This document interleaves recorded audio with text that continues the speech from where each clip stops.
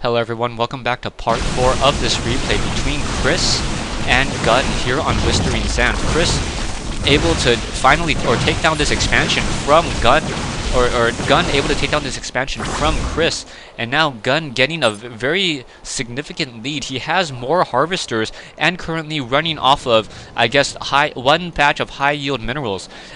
If this was going to be a choking war to see who can outlast who, I'm thinking that Chris should be able to hold on and still somehow salvage this win. At one point, Chris had an army about 100 times stronger than Gun, but still, Gun able to hold on and able to push back, and Chris now trying to figure out what he could possibly do. Not teching the tier 3 is probably his biggest mistake, constantly running headlong into these photon cannons, taking needless damage. Those broodlords would have been able to attack very safely from a distance, remove the stationary defense, and then come back, and then with those so many broodlings on the ground, those roaches and those hydralisks would have been able to just continue to focus down units. Zerglings trying to keep the Zelnaga watchtower. Roaches and infestors now coming in as well. Are we going to get a neuro?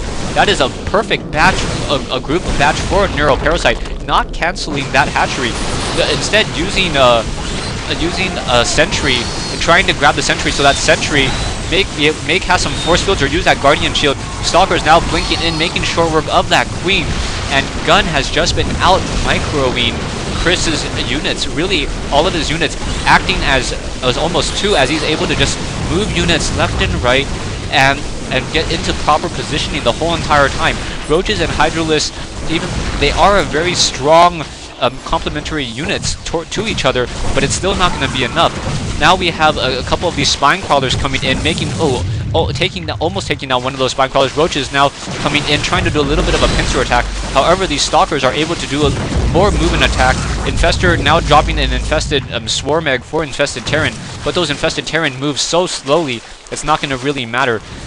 I would assume that they would be able to move faster on creep, but that's a little surprising that maybe that is the upgraded speed. I don't know.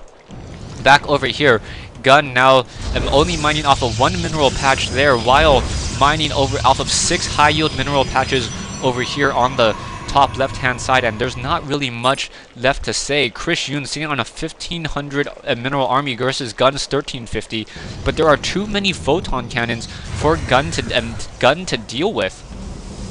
More gateways now being warped in. I don't agree with Gun warping in more gateways. He's already running off of 6 gateways, and he's not going to have that many minerals later on.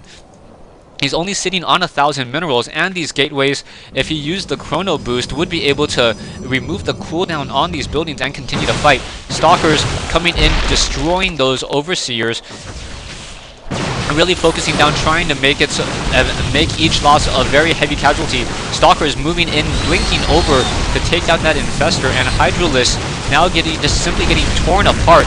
Spine crawlers now trying to root themselves in position, but not going to be able to root in time, as those overlords are no longer spawning that creep. Drones now doing some long distance mining from the high yield mineral hatchery, and Chris is unable to really mine out any more minerals. So Gun able to mine from essentially 3 more mineral patches than Chris at that time, and now Chris says GG. Thanks for watching, thanks for listening. I hope you guys enjoyed this replay between Chris and Gun here on Blistering Sands.